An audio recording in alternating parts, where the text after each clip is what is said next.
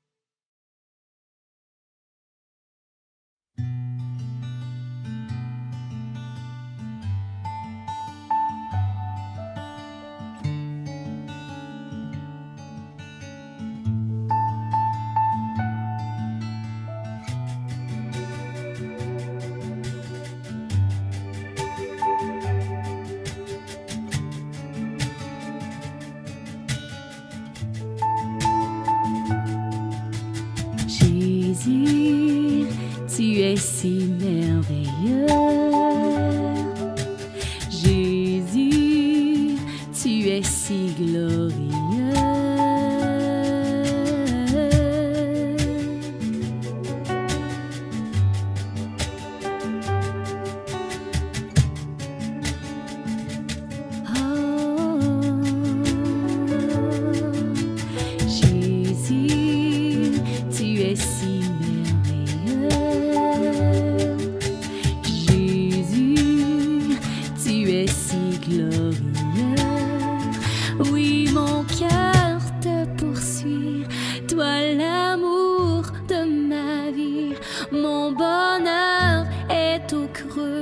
De tes bras, je ne désire que toi, car tu es tout pour moi.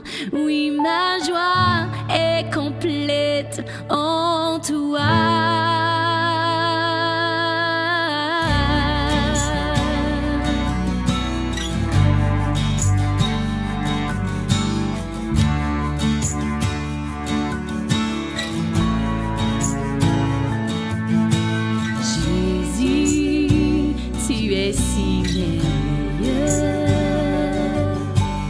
Jésus, tu es si glorieux.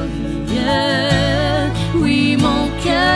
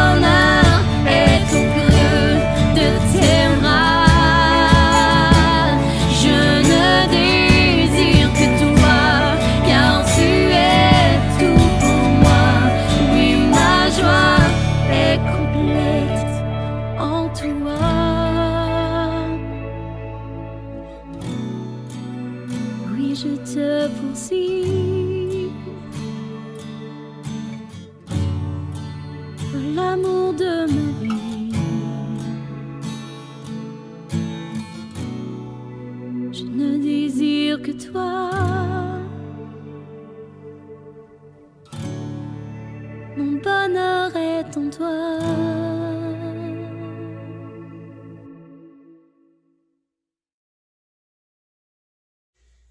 Hey, bon matin tout le monde, merci d'être là avec nous. Content de vous retrouver ce matin pour un autre message en ligne, une autre opportunité de pouvoir entrer dans sa parole en ligne.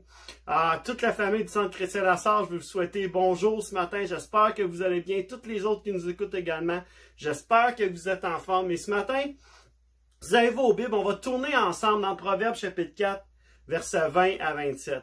Et le titre du message ce matin, c'est « Ton cœur, un trésor. Ton cœur, un trésor. » Et j'aimerais ça qu'on puisse prendre le temps de s'arrêter ce matin. Avec tout ce qui se passe autour de nous, prendre le temps de s'arrêter et de parler de notre cœur, de parler de comment notre cœur est un trésor aux yeux de Dieu. Et davantage, on va voir ce matin comment le cœur est important, comment il est précieux aux yeux de Dieu. Amen. Et combien on doit en prendre soin ce matin. Proverbe chapitre 4, versets 20 à 27. Nous dit ceci, ça dit, « Mon fils, sois attentif à mes paroles, tends l'oreille vers mes discours, qu'ils ne s'éloignent pas de tes yeux, garde-les au fond de ton cœur, car ils apportent la vie à ceux qui les trouvent, la guérison à tout leur corps. Garde ton cœur plus que toute autre chose, car de lui jaillissent les sources de la vie. Écarte de ta bouche la fausseté, éloigne de tes lèvres les détours. » Et verset 25, continue, « Que tes yeux regardent bien en face et que tes paupières se dirigent droit devant toi. Fais une route droite pour tes pieds et que toutes tes voies soient bien sûres. Ne dévie ni à droite ni à gauche et détourne ton pied du mal. » On va prier ensemble pour sa parole ce matin. Père éternel, on veut te remercier pour ce temps qu'on a de pouvoir entrer dans ta parole ce matin. Je te prie que à travers les écrans, toi, tu n'as pas de limite, tu n'as pas de distance, que tu puisses toucher chacune de nos vies ce matin, qu'on puisse être fortifié, encouragé par ta parole. Merci pour le fruit que ta parole va donner ce matin dans nos vies. On te remercie, Saint-Esprit, que tu puisses faire ton œuvre dans le nom de Jésus qu'on a prié. Amen. Amen. Proverbe chapitre 4, versets 20 à 27. Et je veux m'attarder quelques instants. Est-ce que vous vous rappelez la dernière fois que votre papa vous a donné un conseil? La dernière fois que votre père, ici sur terre, votre père terrestre, s'est assis avec vous et a pris le temps d'avoir une discussion franche et sincère avec vous. Est-ce que vous vous rappelez de cette situation-là? Peut-être c'est à la fin de sa vie, vous avez pris le temps avec votre père. Peut-être c'est dans les dernières semaines, peut-être c'est dans les derniers mois où vous avez pris le temps de vous asseoir avec votre père, vous avez eu une discussion à cœur ouvert ensemble, vous avez partagé des choses. Et vous savez, notre papa terrestre, c'est un cadeau que Dieu nous donne. C'est un cadeau qu'on peut avoir, d'avoir cette relation avec lui, d'avoir ces discussions franches et honnêtes. Et nos papas sont remplis de conseils, sont remplis de sagesse. Et des fois, il faut prendre le temps d'écouter ce qu'ils ont à dire. Et c'est exactement ce qu'on voit ici dans Proverbe chapitre 4, 20 à 27. On voit Salomon qui s'assit, qui prend le temps de s'asseoir avec ses fils. Il dit, écoutez les boys, écoutez les gars, j'ai quelque chose d'important à vous dire. J'ai quelque chose de super important et je veux qu'on prenne le temps ensemble de s'asseoir, écouter ce que j'ai à dire. Et quand on connaît Salomon, on sait que c'est le père de la sagesse, on sait que c'est l'homme le plus sage qui a mis les pieds sur cette terre à cause qu'il a demandé cette sagesse-là à Dieu. On doit prendre le temps de s'arrêter et voir qu'est-ce que tu as à dire, Père, qu'est-ce que tu as à dire, quel conseil que tu as à me donner. Et il donne quelques conseils à ses fils dans Proverbe chapitre 4. Mais on va s'attarder à l'un d'eux en particulier. Au verset 23, ça nous dit, « Garde ton cœur », Salomon va dire à ses fils, « Garde ton cœur plus que toute autre chose, car de lui jaillissent les sources de la vie. » Notre cœur, c'est le centre de notre personnalité. C'est le centre de la volonté, de la pensée, de nos émotions. Et notre cœur dicte en grande partie notre façon de vivre. Notre façon de vivre parce qu'on trouve toujours du temps pour faire ce qu'on aime, parce qu'on trouve toujours du temps pour faire ce qu'on a à cœur de faire. Et il est de notre responsabilité de notre devoir de garder notre cœur. Comme Salomon ici va dire à ses fils, garde ton cœur plus que toute autre chose, parce qu'il est précieux. Ton cœur, c'est un trésor, amen, c'est précieux aux yeux de Dieu, et ça devrait l'être autant à nos yeux à nous. Notre cœur devrait être aussi précieux, et on devrait le voir de la même façon que Dieu le voit. Et la première chose que je veux partager avec vous ce matin, c'est garde ton cœur. Garde ton cœur. Matthieu 15, 19 nous dit, « Car de son cœur viennent les mauvaises pensées qui le poussent à tuer, commettre l'adultère, vivre dans l'immoralité, voler, prononcer de faux témoignages et dire du mal des autres. Car c'est de son cœur que ça vient. » C'est la source. Luc chapitre 6, verset 43 à 45 nous dit, « Un bon arbre ne peut pas porter de mauvais fruits, ni un mauvais arbre de bons fruits. En effet, chaque arbre se reconnaît à ses fruits. On ne cueille pas de figues sur des chardons, et on ne récolte pas non plus du raisin sur des ronces. L'homme qui est bon tire le bien du bon trésor de son cœur, celui qui est mauvais tire le mal de son mauvais fond. Ce qu'on dit vient de ce qui remplit le cœur. » Et on voit ici comment que dans Matthieu et dans Luc, comment que le cœur est d'une importance, où Jésus lui-même va parler du cœur et de l'importance de garder son cœur, de l'importance de faire attention à ce qu'on laisse entrer, dans notre cœur. Parce que de notre cœur jaillissent les sources de la vie, comme le dit Proverbe 4, 23. Et on doit prendre soin de nous éloigner de toute influence qui ne vient pas de Dieu. Amen. Toute influence qui ne vient pas de lui. On ne peut pas permettre de laisser entrer n'importe quoi dans notre cœur. Je ne sais pas si vous êtes comme moi, mais moi, je ne laisse pas rentrer n'importe qui ou n'importe quoi dans la maison. Je ne laisse pas rentrer n'importe qui dans ma maison ou n'importe quoi, comme je viens de le dire. Alors, il faut faire attention à ce qu'on laisse entrer dans notre cœur. Il faut garder notre cœur. Alors, c'est pourquoi on doit faire attention, on doit prendre garde à ce qu'on écoute, à ce qu'on regarde ou à ce qu'on fait, à l'attitude qu'on a. Vous savez, ces trois choses-là sont étroitement liées les unes aux autres et influencent d'une façon concrète nos pensées, notre volonté et nos émotions. Et on doit à tout prix garder notre cœur pur, comme la Bible nous dit, amen. On doit garder notre cœur pur. Pas parfait. Notre cœur, on ne sera jamais parfait. Ce ne sera jamais parfait. Il y a des choses qu'on va laisser entrer. Il y a des choses qui vont entrer dans notre cœur. Il y a des choses qui vont être là. Et vous savez, la bonne nouvelle, c'est que lorsqu'il y a des choses qui entrent dans notre cœur et qui n'ont pas leur place à cet endroit-là, on a un Dieu qui est grand, on a un Dieu qui est puissant, on a un Dieu qui est rempli de bonté. Et Dieu vient, et on fait une place à Dieu dans notre cœur, et Dieu vient, et Dieu fait le ménage un peu de tout ça. Dieu vient, hein, ça c'est pas important, mais il y a de notre responsabilité aussi à faire attention à ce qu'on laisse entrer.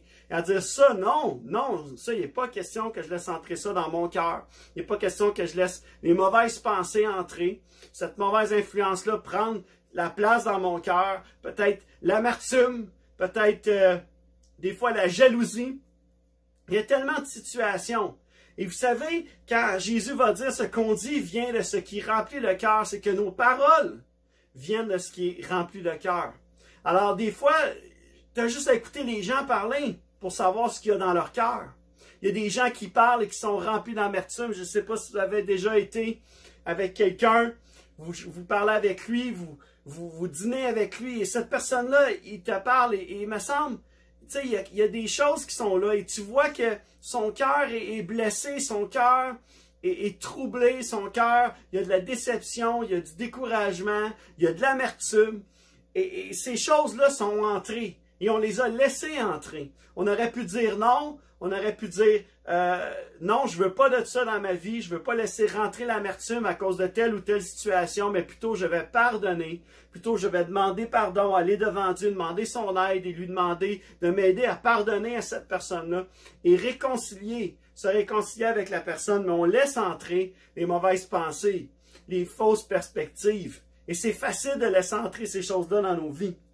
Et c'est pour ça qu'on doit garder notre cœur précieusement, parce que lorsque l'on laisse entrer ça, il y a de moins en moins de place pour les choses de Dieu. De moins en moins de place pour Dieu dans nos vies, de moins en moins de place pour que Dieu puisse faire son œuvre dans nos vies. Alors c'est pour ça que le cœur est si précieux, parce qu'il est au centre de toutes choses. De lui jaillissent les sources de la vie. Amen. Il est au centre et on doit prendre garde à ce qu'on laisse entrer. On doit s'éloigner de ces mauvaises influences. On doit filtrer. On doit éprouver ce qu'on entend. Et encore plus aujourd'hui avec tout ce qui se passe, avec les réseaux sociaux qui sont présents d'un côté et de l'autre, avec les nouvelles, les bonnes, les mauvaises nouvelles qu'on entend. On doit filtrer, on doit éprouver ce qu'on entend. Et comment on l'éprouve? On regarde à la parole de Dieu, on l'éprouve grâce à la parole de Dieu qui est la vérité, la complète et la pleine vérité. On doit laisser à Dieu cette occasion-là de remplir nos cœurs. Non pas avec l'amertume, avec la jalousie. Non, mais de remplir nos cœurs avec son amour, sa joie, sa paix. Et ça, c'est ça l'important. C'est que Dieu vienne et remplisse nos cœurs de sa joie, de sa paix, de son amour. Et si on laisse Dieu faire ça, et qu'on garde nos cœurs près de lui, qu'on garde nos cœurs, qu'on fait attention à ce qu'on laisse entrer, on va être béni, amen. On va être on va être plus près de Dieu que jamais. C'est tellement important dans un temps comme dans une saison, des fois dans certaines saisons, de garder nos cœurs précieusement parce qu'il y a des choses qu'on peut vivre, des deuils, des situations, des incompréhensions qu'on vit. Et on peut laisser entrer des choses dans nos vies, des questionnements, des doutes, la peur. Et ces choses-là n'ont pas de place dans nos cœurs. C'est quelque chose qui est normal. Mais ça n'a pas de place parce que Dieu veut faire son œuvre en nous. Dieu veut nous guérir, Dieu veut nous toucher, Dieu veut nous remplir de son amour, de sa paix, de sa joie. Amen. Alors, on va regarder à une histoire ensemble. On va aller dans nos Bibles, dans Luc, chapitre 7, verset 36 à 48. Luc, chapitre 7, verset 36 à 48. On va lire ensemble. Et on connaît cette histoire-là. Probablement que vous vous rappelez cette histoire de cette femme. Luc chapitre 7, verset 36 à 48. Cette femme qui vient au pied de Jésus, remplie d'amour, remplie d'attente, elle souffre, cette femme, profondément à l'intérieur d'elle. Et on voit Luc 7, verset 36 à 48, on va lire l'histoire ensemble. Amen, parce qu'on peut s'en inspirer pour le message de ce matin. Ça nous dit, un pharisien invita Jésus à manger avec lui. Jésus entra dans la maison du pharisien et se mit à table. Une femme pécheresse qui se trouvait dans la ville apprit qu'il était à table dans la maison du pharisien. Elle apporta un vase plein de parfums et se tint derrière, aux pieds de Jésus. Elle pleurait et bientôt elle lui mouilla les pieds de ses larmes, puis les essuya avec ses cheveux, les embrassa et versa le parfum sur eux. Quand le pharisien qui avait invité Jésus vit cela, il se dit en lui-même, si cet homme était prophète, il saurait qui est celle qui le touche et de quel genre de femme il s'agit. Alors voyez les pensées qui viennent. Les pensées qui viennent dans le cœur de cet homme-là. L'incompréhension. Qu'est-ce qui se passe? Pourquoi Jésus laisse ça aller? Et des fois, on est un peu comme cet homme-là. Simon, Jésus prit la parole et lui dit, verset 40, « Simon, j'ai quelque chose à te dire. »« Maître, parle, répondit-il. Un créancier avait 2 débiteurs. L'un d'eux lui devait 500 pièces d'argent et l'autre 50. Comme il n'avait pas de quoi le rembourser, il leur remit à tous deux leur dette. Lequel des deux l'aimera le plus? Simon répondit, « Celui, je pense, auquel il a remis la plus grosse somme. » Jésus lui dit, « Tu as bien jugé. » Puis il se tourna vers la femme et dit à Simon, « Tu vois cette femme? Je suis entré dans ta maison et tu ne m'as pas donné d'eau pour me laver les pieds. Mais elle les a mouillés de ses larmes et les a essuyés avec ses cheveux. Tu ne m'as pas donné de baiser, mais elle, depuis que je suis entré, elle n'a pas cessé de m'embrasser les pieds.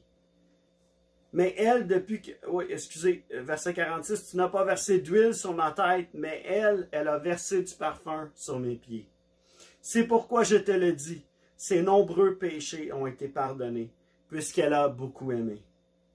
Mais celui à qui l'on pardonne peu, aime peu. Et il dit à la femme, tes péchés sont pardonnés.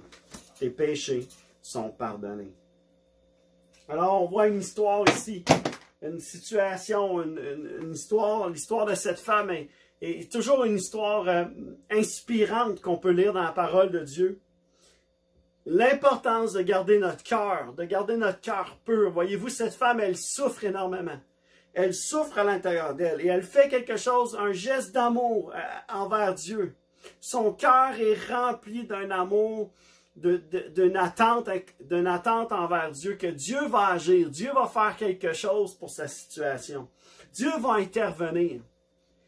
Et Simon, lui, a cette attitude contraire où il y a des pensées qui viennent dans son cœur. Et voyons, si Jésus savait c'était qui, il ne se laisserait même pas toucher par cette femme-là.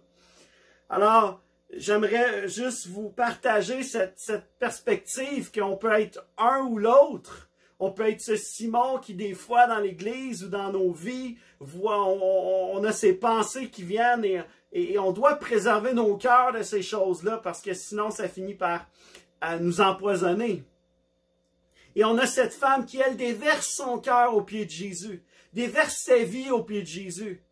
Et qui, elle, se garde de toutes ces choses-là, mais qui déverse ce qu'elle a de plus précieux. Et Jésus va faire son œuvre de rédemption en elle. Et ça, c'est extraordinaire. Il va la délivrer. Il va lui pardonner ses péchés. Lui pardonner ses fautes. Charles Spurgeon a dit ceci, il y a une citation que Charles Spurgeon a dit, et je veux la partager avec vous ce matin. Il a dit ceci, il a dit « L'homme dont le cœur est pur pourra voir Dieu dans la nature. Quand le cœur sera pur, il entendra le pas de Dieu partout dans le jardin de la terre, dans la fraîcheur du jour. Il entendra la voix de Dieu dans la tempête, sonner sur le carillon du sommet des montagnes. Il verra le Seigneur marcher sur les grandes et puissantes eaux, ou le verra dans chaque feuille qui tremble dans la brise. Une fois que le cœur est juste, Dieu peut être vu partout. Pour un cœur impur, Dieu ne peut être vu nulle part.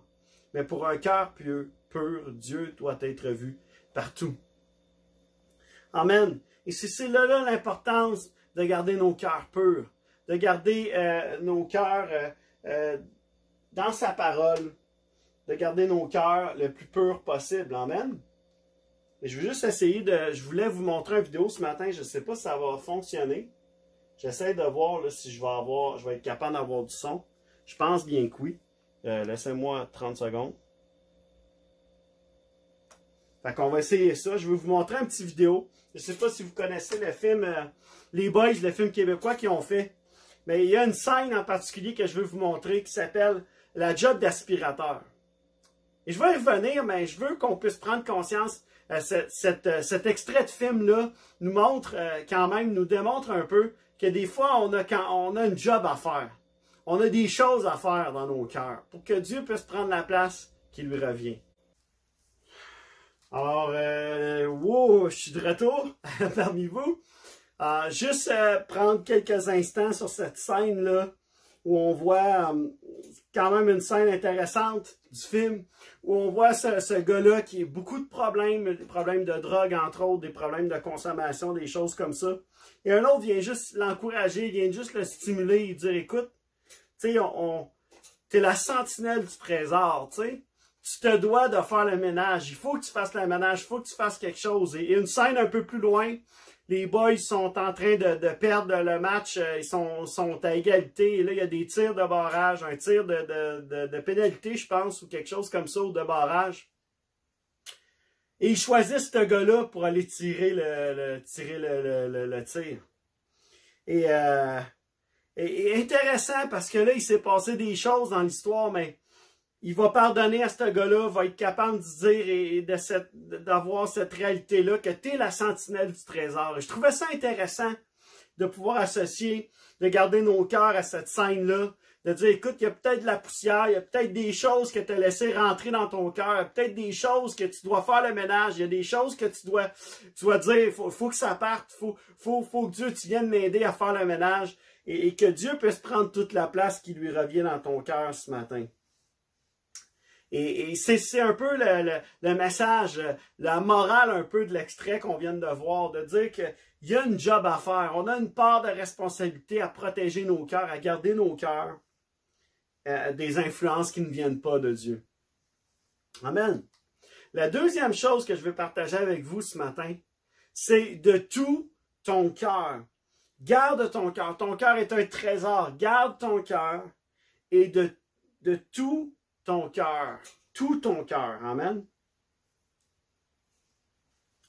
Matthieu 6, 21 nous dit, « Car là où est ton trésor, là sera aussi ton cœur. Car là où est ton trésor, là sera aussi ton cœur. » Et Matthieu 22, 37 à 38 nous dit, Jésus lui répondit, « Tu aimeras le Seigneur ton Dieu de tout ton cœur, de toute ton âme et de toute ta pensée. » C'est là le commandement le plus grand et le plus important. Tu aimeras le Seigneur ton Dieu de tout ton cœur, de toute ton âme et de toute ta pensée. Amen. De tout ton cœur, voilà les paroles de Jésus. Aime Dieu de tout ton cœur. Alors on doit garder notre cœur, mais de l'aimer de tout notre cœur, ça veut dire que tout dans notre cœur lui revient. Il a toute la place. Amen. Il n'y a pas de place pour autre chose. Il n'y a pas de place pour autre chose. Puis là, vous allez me dire, ouais, j'ai des passions, j'ai des hobbies, j'ai des choses comme ça. C'est pas ça que je veux dire. Je veux dire, tu peux avoir des choses à cœur. Il y a peut-être des choses que tu aimes faire, peut-être des choses que tu veux faire. Je pense à nos familles, prendre soin de nos familles, c'est quelque chose qui, c'est correct de faire ces choses-là. C'est pas ça que je suis en train de dire ce matin. Mais je suis en train juste de dire qu'il n'y a pas de place pour une autre influence que Dieu sur nos vies. Il n'y a pas de place pour une autre influence que Dieu lui-même. Il n'y a pas de place pour autre chose que Jésus-Christ qui siège sur le trône de nos vies. Et laissons-lui la place qui lui revient. Amen. Il n'y a pas d'autre influence qu'on doit avoir. Seulement Jésus-Christ et Jésus-Christ seulement. Comme Paul va dire, je prêche Jésus-Christ, Jésus-Christ crucifié. Et c'est la seule chose que je veux dans ma vie. Plus que tout. Et on va lire une histoire ce matin dans Marc chapitre 10. Versets 17 à 23. Marc chapitre 10, versets 17 à 23. Marc 10, 17 à 23. Ensemble ce matin, on va tourner. Marc 10, 17 à 23. Et c'est l'histoire du jeune homme riche. Et probablement vous connaissez cette histoire, mais peu importe si on la connaît ou non, on va prendre le temps de la lire ensemble. Parce que dans cette histoire, il y a cette vérité, il y a cette image-là qu'on doit tout donner, tout abandonner à Jésus. Amen. Et ça nous dit, comme Jésus se mettait en chemin. Ouais, Marc 10, 17 à 23. Comme Jésus se mettait en chemin, un homme accourut et se jeta à genoux devant lui. Bon maître, lui demanda-t-il, que dois-je faire pour hériter de la vie éternelle? Jésus lui dit, pourquoi m'appelles-tu bon? Personne n'est bon si ce n'est Dieu seul. Tu connais les commandements, tu ne commettras pas d'adultère, tu ne commettras pas de meurtre, tu ne commettras pas de vol, tu ne porteras pas de faux témoignages, tu ne feras pas de tort à personne. Honore ton père et ta mère. Verset 20. Il lui répondit, Maître, j'ai respecté tous ces commandements dès ma jeunesse. L'ayant regardé, Jésus l'aima et lui dit, il te manque une chose, va vendre tout ce que tu as, donne-le aux pauvres, et tu auras un trésor dans le ciel. Puis viens, charge-toi de la croix, et suis-moi.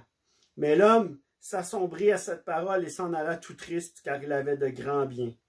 Regardant autour de lui, Jésus dit à ses disciples qu'il est difficile à ceux qui ont des richesses d'entrer dans le royaume de Dieu. Alors, une histoire qu'on connaît, probablement pour la plupart d'entre nous. Peut-être vous ne la connaissiez pas, ben maintenant vous la connaissez, cette histoire. Mais Jésus va dire de tout ton cœur. Et cette histoire, cette image qu'on voit du jeune homme riche, est une image tellement forte de ce que Jésus veut dire par de tout ton cœur. Tu aimeras Dieu de tout ton cœur, de toute ton âme et de toute ta pensée.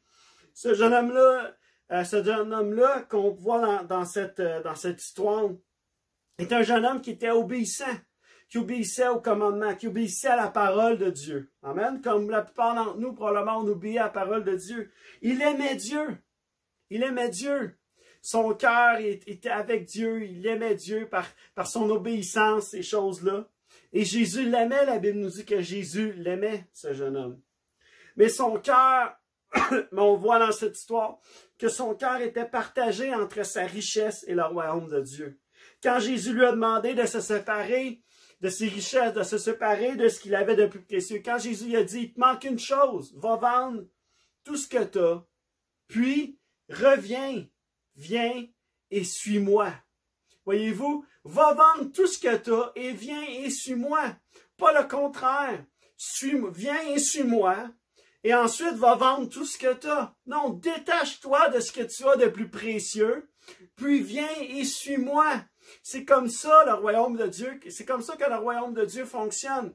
C'est pas je vais suivre Dieu, je vais voir ce qu'il me demande d'abandonner, je vais voir ce qu'il me demande de relâcher. Non, ce que Jésus dit ici, c'est va vendre tout ce que tu as, il te manque une chose, va vendre tout ce que tu as, puis ensuite viens et suis-moi.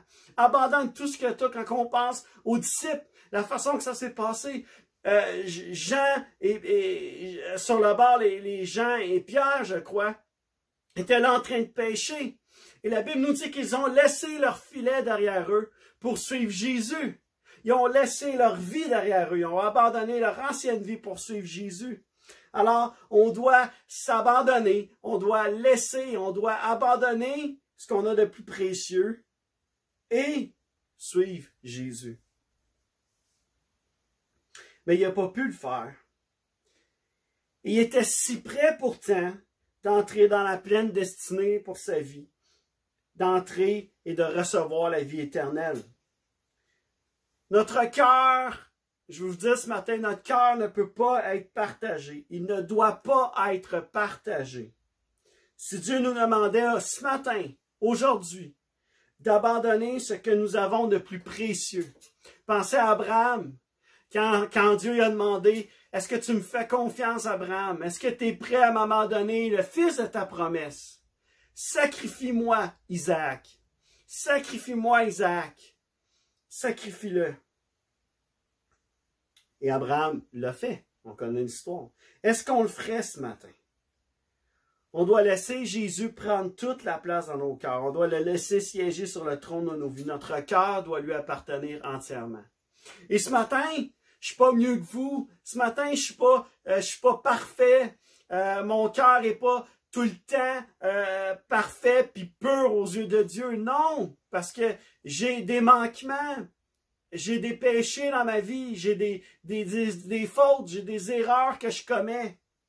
Mais à chaque jour, je fais de la place pour Dieu dans mon cœur. J'essaie de faire de la place pour Dieu dans mon cœur le plus possible. Quand arrive une situation, quand je dis quelque chose, quand j'ai de l'amertume dans mon cœur, on doit venir devant Dieu. Je viens devant Dieu et je demande à Dieu de simplement me venir en aide. Seigneur, retire cette amertume-là, que je puisse pardonner, que je puisse me réconcilier, que je puisse aller de l'avant. Amen. Jésus veut tout. Jésus veut tout notre cœur. Tu aimeras le Seigneur ton Dieu de tout ton cœur, de toute ton âme, de toute ta pensée. Avec toutes les fibres de ton corps ce matin. Alors j'aime Dieu. J'aime Dieu. Mais comme vous, je me pose cette question. Si Dieu me demandait d'abandonner ce que j'ai de plus précieux, est-ce que je le ferais pour lui?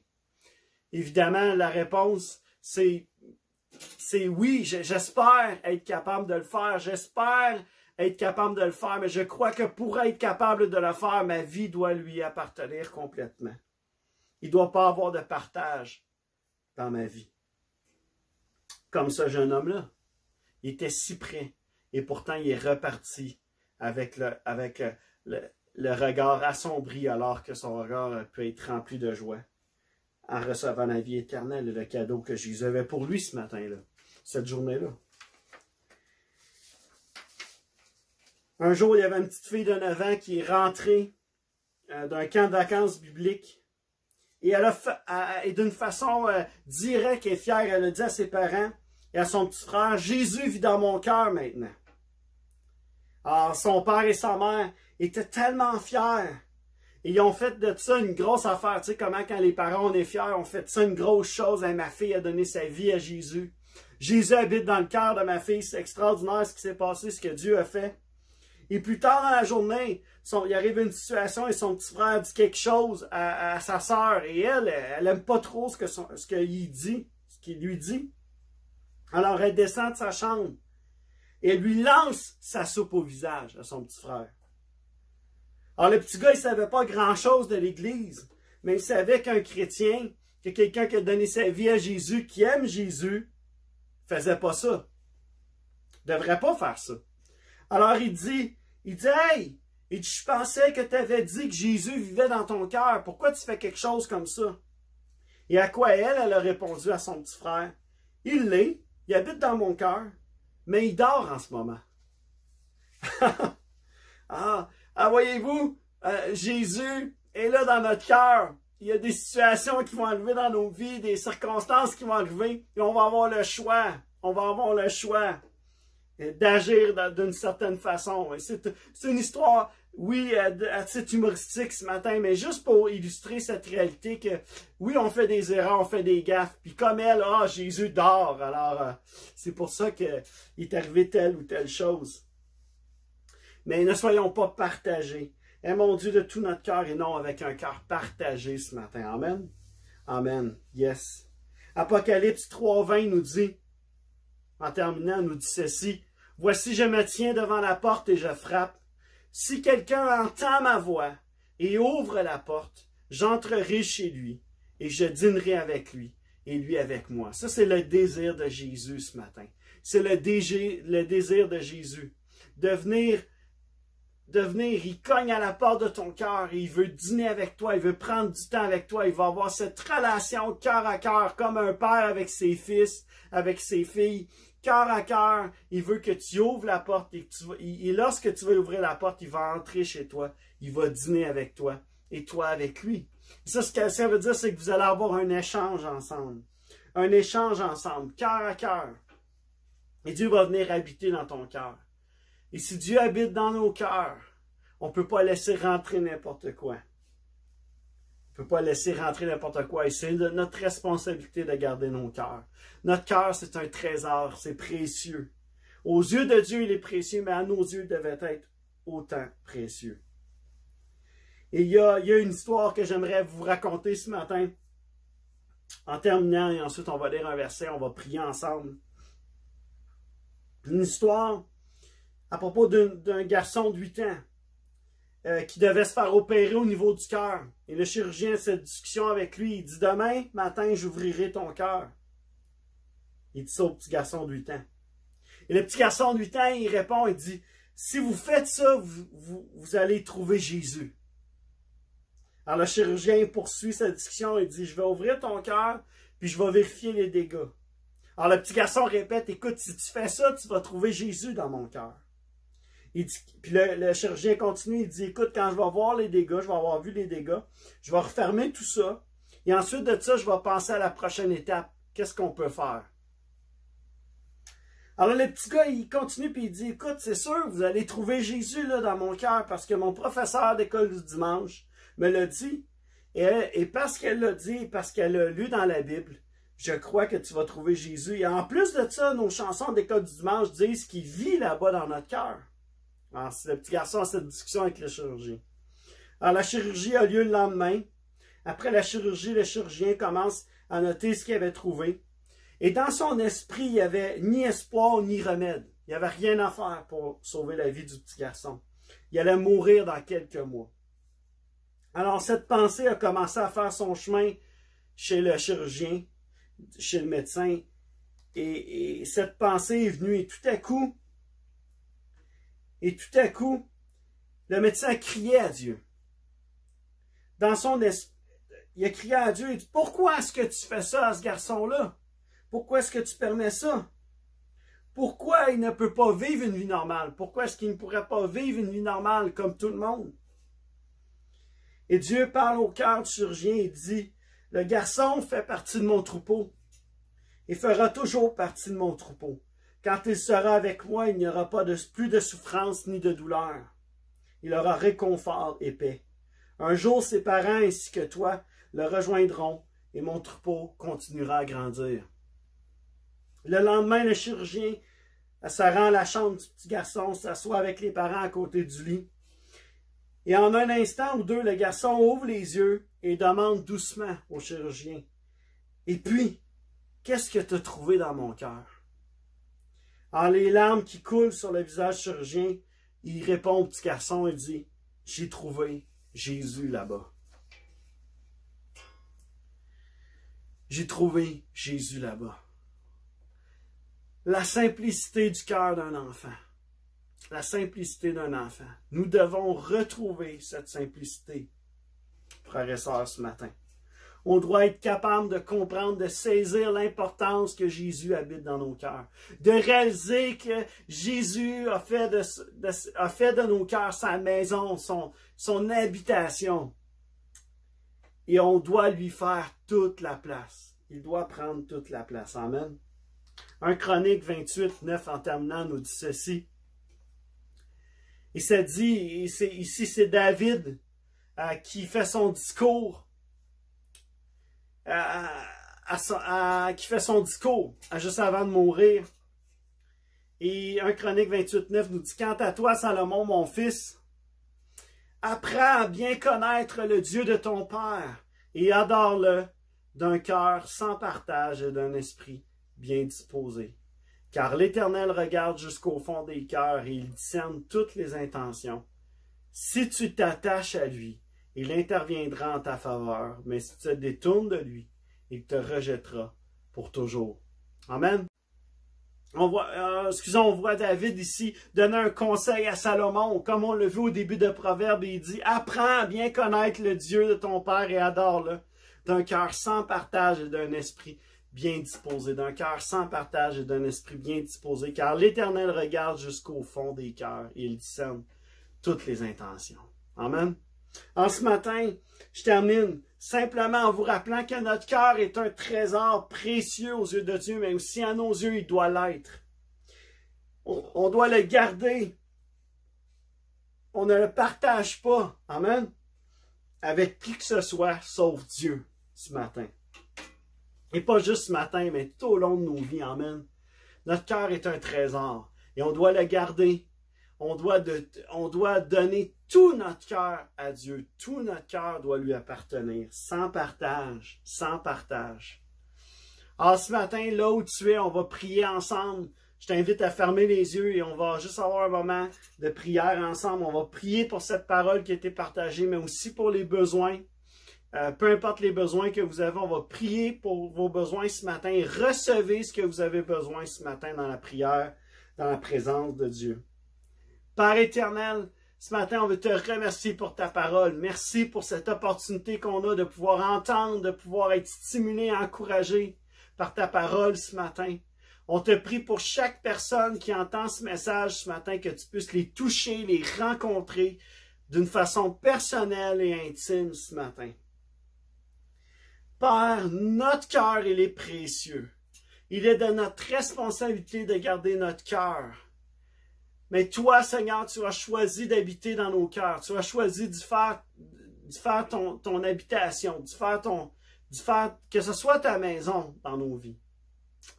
Et ce matin, je te prie qu'on puisse réaliser comment c'est précieux d'en prendre soin, comment on doit faire les efforts pour en prendre soin. Père éternel, donne-nous le discernement, donne-nous la sagesse de pouvoir faire les bons choix, de pouvoir prendre les bonnes décisions afin de garder notre cœur, de préserver notre cœur de toute influence qui ne vient pas de toi. Merci, Père, pour le discernement que tu nous donnes. Et Père, ce matin, je te prie pour chaque personne qui peut-être, il y a des choses qui sont là dans leur cœur, qui ont laissé entrer des choses dans leur cœur et qui doivent ce matin les remettre entre tes mains pour que tu puisses faire le ménage, pour que nous puissions faire le ménage, que nous puissions abandonner des choses à toi, nous puissions mettre ces choses à la poubelle et faire le ménage. Une bonne job d'aspirateur, comme il disait. Et Père, je te prie ce matin qu'on puisse, que tu puisses nous faire réaliser, que tu nous guides dans ce qui doit être abandonné, ce qui ne vient pas de toi, doit être mis de côté, afin de te faire davantage de place dans nos cœurs. Et que tu puisses siéger pleinement, complètement, que nos cœurs ne soient pas partagés entre les richesses, entre les choses de ce monde et toi, Papa éternel, mais complètement qu'ils puissent t'appartenir. Et ce matin, je te prie pour tous ceux qui ont des besoins, je te prie pour tous ceux qui sont dans le besoin, que ce soit physique, spirituel, moral, Père éternel, dans cette saison de nos vies particulières. Je te prie que tu puisses donner force, courage, sagesse, amour, paix et joie dans le nom puissant de Jésus. On a prié pour la guérison, pour la manifestation de ta présence, de ton esprit, de ton amour dans leur vie, dans nos vies. Et Père éternel, ce matin, on veut te remercier pour ce que tu fais dans nos cœurs. Merci pour la semence que tu déposes, pour ta parole qui a été partagée. On te prie que ça puisse porter du fruit dans le nom de Jésus, on a prié. Amen. Alors sur ce, je vous souhaite une belle semaine, un beau reste de semaine. Que vous soyez bénis, que vous soyez fortifiés. Et on se revoit dimanche prochain en ligne pour un autre live. On va avoir un invité la semaine prochaine. Donc ce ne sera pas moi, mais ça va être un invité qui va être là en live avec nous. Soyez là, manquez pas ça. Bye bye tout le monde, soyez grandement bénis.